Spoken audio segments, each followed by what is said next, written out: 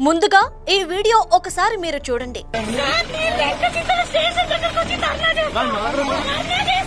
చూశారు కదూ, తనకు అన్యాయం జరిగిందంటూ ఒక మహిళ పోలీసు వాహనానికి అడ్డుపడటం మీరు గమనించొచ్చు. అయ్యో, ఒక మహిళకు కూటమి ప్రభుత్వంలో ఇంత అన్యాయం జరిగిందా అని మీరు అనుకుంటున్నారు కదూ. అయితే ఒకసారి మీకు ఇంకో వీడియోను చూపిస్తాను, చూడండి.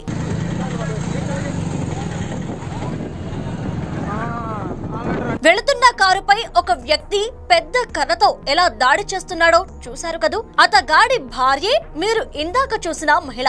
ఆ దాడి చేసిన వ్యక్తి పేరు తురకా కిషోర్. మాచర్ల పిన్నెల్లి సోదరుల అనుంగ శిష్యుడు. వాళ్ళాయనేదో ఒక జాతి పితామహుడిలా, స్వతంత్ర సమరయోధుడిలా ఆమె యాక్టింగ్ చూశారుగా. యాక్టింగ్ అని ఎందుకన్నానంటే, వైసీపీ వారు అరెస్ట్ అవుతుండగా కావాలని పోలీసు వాహనం ముందు పడమని చెప్పి డ్రామా ఆడించారు. దీనివల్ల కూటమి ప్రభుత్వంలో మహిళలకు ఎంతో అన్యాయం జరుగుతోంది అనే విషయాన్ని ప్రజల్లోకి తీసుకెళ్లడమే వైసీపీ వ్యూహం. దీన్ని వీడియో తీయించి సోషల్ మీడియాలో వైరల్ చేయించి కూటమి ప్రభుత్వంపై వ్యతిరేకత తేవడం ద్వారా రాజకీయ లబ్ధి పొందాలనేది ప్రధాన ఉద్దేశం. దీనికోసం తురకా కిషోర్ భార్యతో డ్రామా ఆడించారు. వైసీపీ అనుసరించే ఇటువంటి కుటిల వ్యూహాలను చూసి ప్రజలు అసహ్యించుకుంటున్నారు.